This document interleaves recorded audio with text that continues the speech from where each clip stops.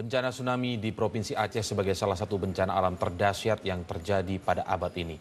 Ratusan ribu jiwa melayang, infrastruktur pun hancur.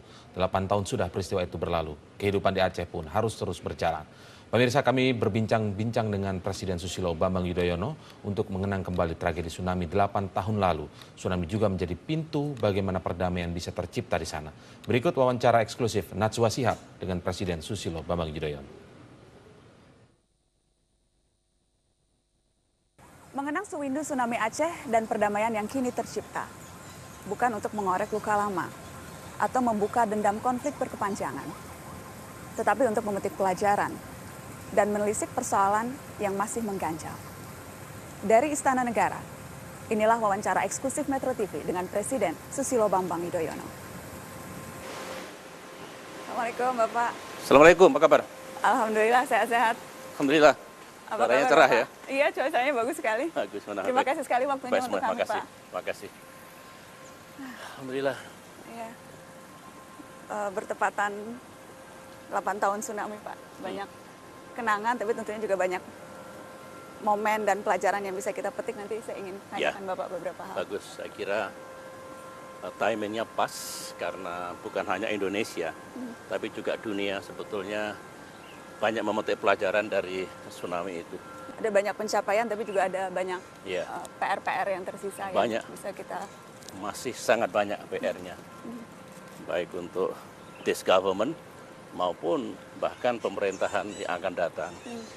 Kan itu Najwa, saya sering mengatakan never ending goals. Ini kita capai, muncul lagi tantangan baru, permasalahan baru yang harus kita selesaikan. Dan begitu seterusnya.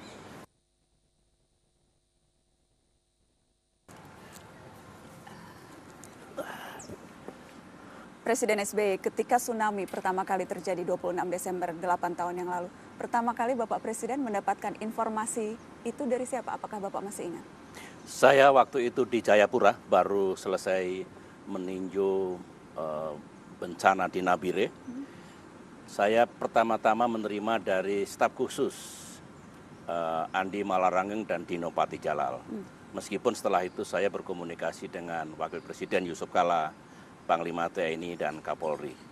Itulah yang saya dengar pertama kali, tetapi informasinya itu minim, kurang jelas, sehingga saya merasa ingin mendapatkan lebih banyak lagi dan ternyata tidak mudah.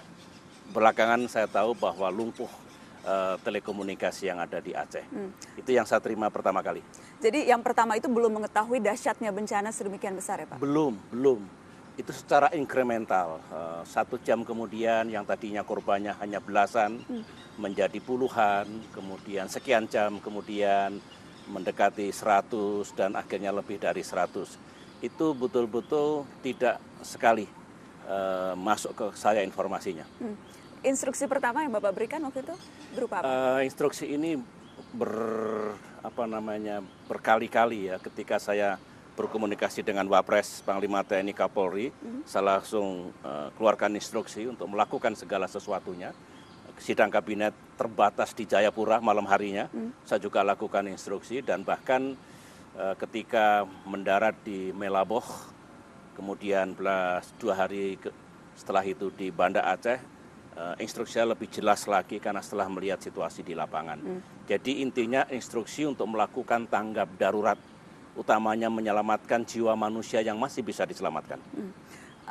Ketika itu banyak yang belum mengetahui bahwa sesungguhnya tsunami bencana terdahsyat abad ini Pak, bahkan disebut. Adakah momen tertentu yang Bapak ingat dari melihat langsung dahsyatnya peristiwa itu? Banyak ya, kalau saya ingin mengenang kembali apa yang kita lakukan. Yang jelas saya dengan istri dan beberapa menteri yang mendampingi saya melihat puing-puing kehancuran akibat tsunami. Saya mengatakan ini betul-betul bencana yang dahsyat, gempa bumi dan tsunami. Korbannya begitu banyak. Jadi saya lihat dengan mata telanjang apa yang kami lihat di Banda Aceh, di Lok Sumawe, di Melaboh waktu itu. Itu pertama kali yang sungguh kami rasakan. Yang kedua adalah ya jerit tangis saudara-saudara kita. Sangat menyedihkan. Ya kami begitu emosional melihat keadaan seperti itu. Tapi itu terjadi. Dan kalau kita ingin memetik pelajaran dari semuanya itu, itulah Indonesia. Negara kita rawan bencana, tsunami atau gempa bumi dengan skala setinggi itu setiap saat bisa terjadi. Ya kita harus siap hidup dalam geografi seperti ini, siap juga undang-undang kita, instrumen kita, teknologi kita, kesiapan penduduk untuk menghadapi kalau bencana seperti itu datang.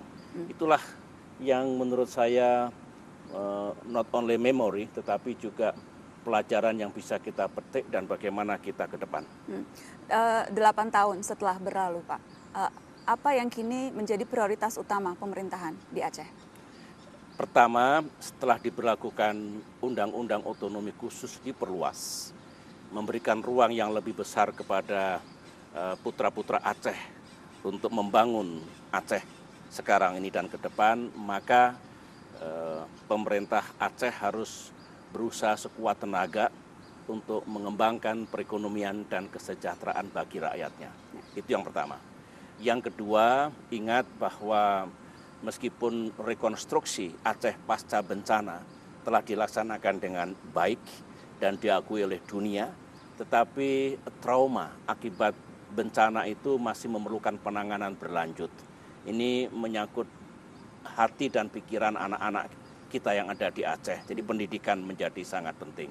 Dan yang ketiga yang tidak kalah pentingnya adalah alhamdulillah ketika kita diuji oleh tsunami, Tuhan memberikan jalan untuk penyelesaian konflik Aceh secara bermartabat. Nah, di situ diperlukan untuk terus mengelola peace deal ini, membangun kembali Aceh setelah konflik selesai, dan kemudian perlu ada semacam trust building di antara semua pihak yang ada di Aceh dan reintegrasi di antara mereka. Itulah 3 hal besar baik yang harus dilakukan oleh jajaran pemerintahan di Aceh maupun secara nasional dengan tentu pelibatan masyarakat luas. Pak SBY, saya dititipi 2 hal, Pak, terkait pasca rekonstruksi tsunami di Aceh. Karena amanah saya harus sampaikan ke Bapak. Yang pertama soal walaupun bantuan sudah diberikan dari banyak pihak dan dikoordinir oleh BRR, tapi masih ada saudara-saudara kita di Aceh yang sampai sekarang masih tinggal di barak pengungsian, Pak Presiden. Kemudian hal yang kedua adalah soal nasib anak-anak yang tadi sempat Bapak sebutkan, anak-anak korban trauma yang tampaknya belum menyeluruh penanganan di sana. Apa yang ingin Bapak sampaikan? Saya justru mendorong pemerintah Aceh sekarang ini sudah damai, tidak ada konflik bersenjata, keadaan sudah normal. Jadi dengan anggaran yang begitu besar yang dialirkan ke Aceh, karena Aceh dan Papua itu biaya pembangunan per kapita paling tinggi se-Indonesia, itu betul-betul mengambil tanggung jawab penuh untuk melaksanakan tugas-tugas itu. Pemerintah pusat tentu akan membantu penuh. Tapi ingat bahwa kalau dulu ditangani oleh pemerintah pusat termasuk Badan Rehabilitasi dan Rekonstruksi Aceh, sekarang sudah beralih ke pemerintah daerah. Merekalah yang di depan dan saya jadikan atensi apa yang disampaikan itu untuk memastikan Gubernur Aceh dengan jajarannya melaksanakan tugas itu, dan saya ingin juga jajaran pemerintah pusat membantu, terutama untuk menangani 2 isu itu. Pak Presiden, tadi Bapak sebutkan ada pelajaran terpenting yang bisa kita petik. Kalau kita spesifik bicara soal penanganan bencana dan belajar dari penanganan tsunami di Aceh, apa yang harus kita jadikan pegangan? Mengingat memang tadi Bapak sebutkan Indonesia berada dalam kawasan yang sangat rawan bencana. Kesiapan masyarakat, kesiapan pemerintah dan kesiapan negara. Kita sudah punya sekarang, belajar dari pengalaman di Aceh itu, baik undang-undangnya, instrumennya, teknologinya, logistiknya, institusinya, mulai dari pusat sampai tingkat daerah. Yang kedua memang kesiagaan, termasuk latihan-latihan yang harus dilaksanakan di daerah, supaya penduduk kalau ada bencana siap betul apa yang harus dilakukan.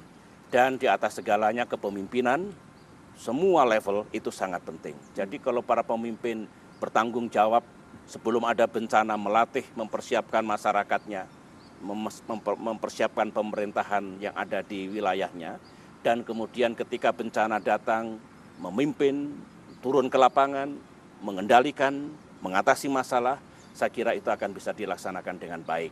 Faktor-faktor itulah yang dapat kita jadikan pelajaran manakala hal serupa terjadi di daerah-daerah lain.